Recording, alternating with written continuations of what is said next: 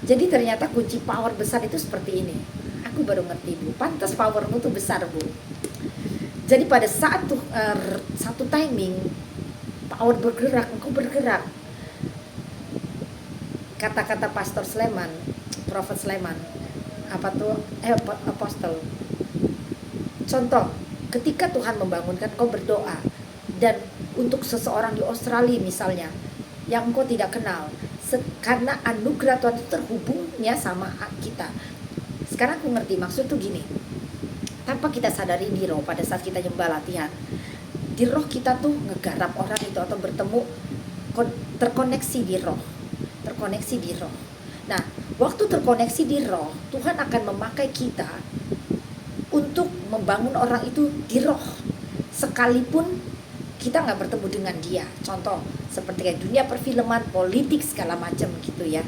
Tapi pada saat engkau tidak mau kerjakan itu dan tidak mau bangun dan memilih tidur, power itu tidak bekerja. Tapi waktu Tuhan bergerak dan engkau langsung kerjakan, engkau langsung masuk dalam peperangan atau masuk dalam keintiman atau apapun yang Tuhan suruh, power itu bergerak, power itu mengalir keluar. Dan setiap hari di tempat seperti itu, power itu semakin besar. Power di sana pribadi Roh Kudus itu semakin kuat menguasai engkau. Dagingmu tuh mati. Makanya kenapa power itu begitu dahsyat sekali, karena tidak ada lagi kehendak dagingmu yang bisa menguasai dan hanya Tuhan yang bergerak. Maka power itu begitu dahsyat.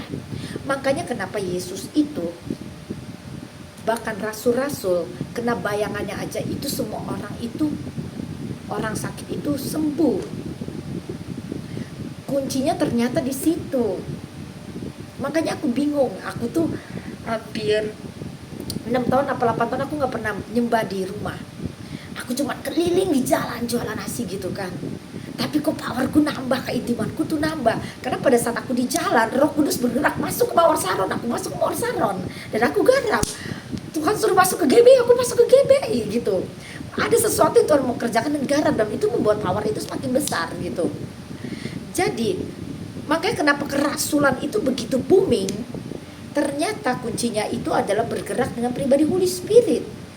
Pada saat engkau satu timing, dia bergerak, kau bergerak, power itu semakin besar. Karena itu gak mudah.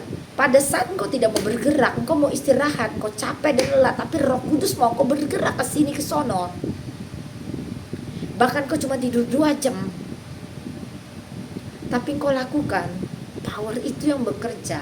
Semua daya tahan tubuh manusia jasmanimu itu lumpuh diganti dengan pribadi Holy Spirit. The power Holy Spirit, kau menjadi manusia perkasa. Makanya kenapa power itu begitu dahsyat. Makanya waktu di Jacqueline semuanya jadi bahasa roh. Bahasa rohnya sama semua. Bahasa rohnya.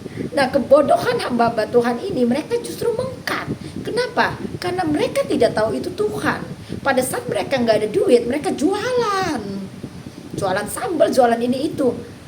Pada saat Tuhan menutup setiap pintu, cabut lepas dalam Yesus Kristus, menghancurkan setiap pelayanan dan ministrimu. Artinya, nak, ini saatnya aku melatih engkau untuk pribadiku semakin besar dalammu. Dan itu kebodohan gereja dan hamba Tuhan, juga para pendoa, juga Pak Tony.